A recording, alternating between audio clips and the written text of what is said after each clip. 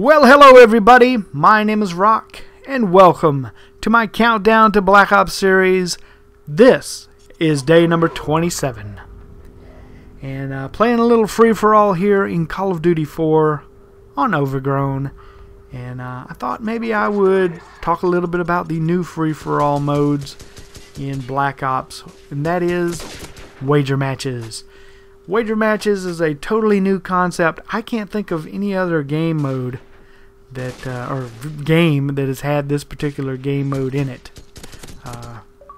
It's kind of unique, where we're going to be earning these currencies, COD currency or COD points, whichever you want to refer to them as, and we'll actually be able to bet that. We'll be able to go into wager matches, and it'll take a certain amount of COD points to ante up and get into this game. And the top three, first, second, and third, will split the pot, and the bottom three will leave with nothing but the shame of losing. And I actually play a lot of free-for-all in all the Call of Duties, really. And I really enjoy free-for-all. It's a fun game mode. It's you against everyone. You don't have to rely on your teammates. It's just you. You only have to worry about yourself. And I think this wager match is going to really add a unique twist to it, and I'm looking forward to it. I think I'm going to play a lot of it. I have a really good feeling you guys will see a lot of those games on my channel, and probably on Machinima here in the near future. But I like me some gambling too. I do have to say I enjoy gambling. I don't go crazy or anything like that, but I do enjoy the occasional wager, and this is a good way to get your fix and play some video games. And the first game that you're going to be able to wager in is one called One in the Chamber. The rules behind One in the Chamber, pretty simple. You only have 3 lives. Each person has just 3 lives, and you have to make the most of those 3 lives. If you die 3 times, I imagine you have to spend the rest of the game spectating, and nobody likes to do that. So I hope they better have host migration enabled in that one, because some people will be quitting once they have died 3 times. But in order to survive those 3 deaths, you have a single pistol and your knife, and that is it. And in your pistol, you have a single bullet. And once you fire that bullet, you are done unless you kill someone with that bullet. If you kill someone with your bullet, you will be replenished with a new bullet from their gun, and then you will be able to shoot someone else. Now, if you miss, your only option is to use your knife, and that might not be such a bad thing. It may actually be easier just to run around and knife people. I do not have any information on whether or not the perks will be enabled in this, if you'll be able to select perks, or if everyone is going to basically have the same perks. Time will tell on that one, and if I find any more information out at a later date and I'm still doing the countdown, I will revisit this. But it'll be kind of unique to see if you can use perks in this game. Now, the next wager match is one called Sharpshooter. And what Sharpshooter is, it's kind of similar to the gun game. I'll get to the gun game in just a minute. But Sharpshooter is where everyone starts out with the same weapon, and you will rotate to other weapons. But it will not matter based on kills. It will be mattered based on time. At a certain time limit in the game, everyone's weapon will rotate to a new one. Now, the only thing I don't know is, will that weapon rotate to the same weapon for everyone?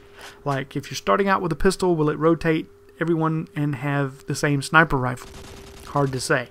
It may give everyone different weapons, and I think that would be a little unique, but we will see on that one there as well. Also, I do believe that as you progress, you will be given perks, okay? I don't know which perks will be available. If you have any way of choosing, unknown at this point. If you guys know any more information, be sure to leave a comment below letting us know. The next game is called Sticks and Stones, and yes, they will break your bones.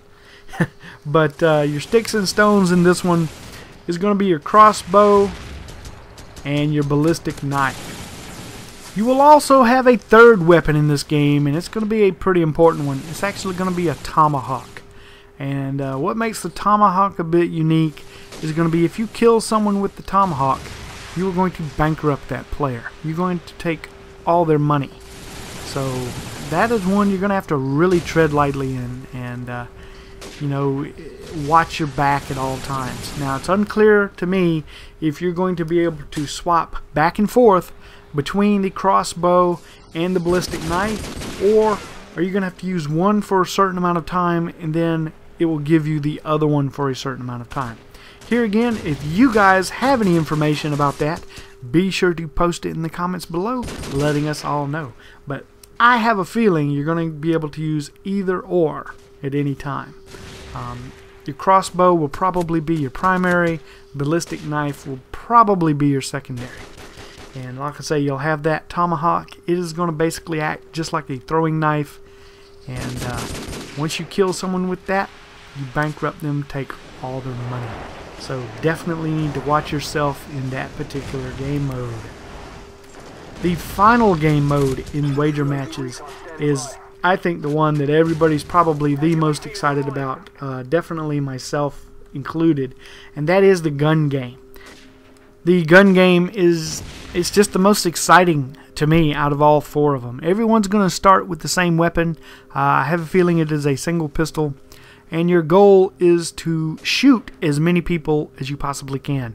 And every time you shoot someone with that particular weapon, you are going to cycle up to the next tier weapon, which you'll progress through 20 tiers, okay? So every time you shoot someone, you will progress, and the goal is to get to 20 the fastest. And the unique twist in this is the knife. If somebody knifes you, it is going to set you back a tier. So say you're on tier number 10 and you're using a, I don't know, a Spaz 12 shotgun, okay? And somebody comes up behind you and knifes you in the back, and that puts you back at tier number 9. Let's say that is an assault rifle of some type. You will then have to kill someone again with that assault rifle, and it will progress you back to tier number 10, back to the shotgun, and you'll be right back where you were before.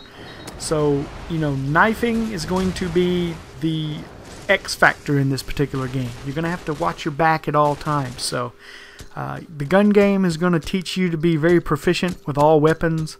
Like right here, I'm playing COD4 and I'm using the G3 with the silencer. A lot of people didn't like using the G3 with a silencer.